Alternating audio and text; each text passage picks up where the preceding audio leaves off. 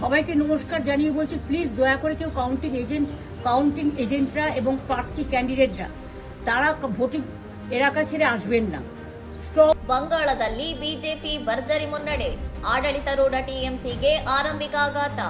ಪಶ್ಚಿಮ ಬಂಗಾಳದ ಒಟ್ಟು 294 ಕ್ಷೇತ್ರಗಳ ಪೈಕಿ ಬಿಜೆಪಿ 150ಕ್ಕೂ ಹೆಚ್ಚು ಕ್ಷೇತ್ರಗಳಲ್ಲಿ ಮುನ್ನಡೆ ಸಾಧಿಸಿದ್ದು, ಟಿಎಂಸಿ 99 ಸ್ಥಾನಗಳಲ್ಲಿ ಮುನ್ನಡೆಯಲ್ಲಿದೆ. ಪ್ರಸ್ತುತ ಟ್ರೆಂಡ್ ಕಂಡು ಧೃತಿಗೆಡದಂತೆ ಕಾರ್ಯಕರ್ತರು ಮತ್ತು ಏಜೆಂಟ್ಗಳಿಗೆ ಕರೆ ನೀಡಿರುವ ಮಮತಾ ಬ್ಯಾನರ್ಜಿ ಸಂಜೆ ವೇಳೆಗೆ ಫಲಿತಾಂಶ ಬದಲಾಗುವ ವಿಶ್ವಾಸ ವ್ಯಕ್ತಪಡಿಸಿದ್ದಾರೆ.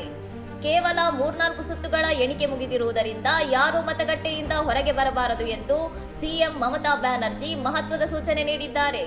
আমি বলেছিলাম সূর্যাস্তের পরে আপনারা জিতবেন।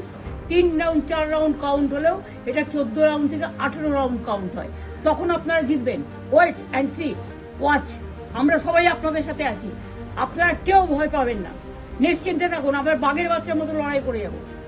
ಮಮತಾ ಬ್ಯಾನರ್ಜಿ ಅವರು ತಾವು ಸ್ಪರ್ಧಿಸಿರುವ ಭವಾನಿಪುರ ಕ್ಷೇತ್ರದಲ್ಲಿ ಭಾರಿ ಮುನ್ನಡೆ ಕಾಯ್ದುಕೊಂಡಿದ್ದಾರೆ.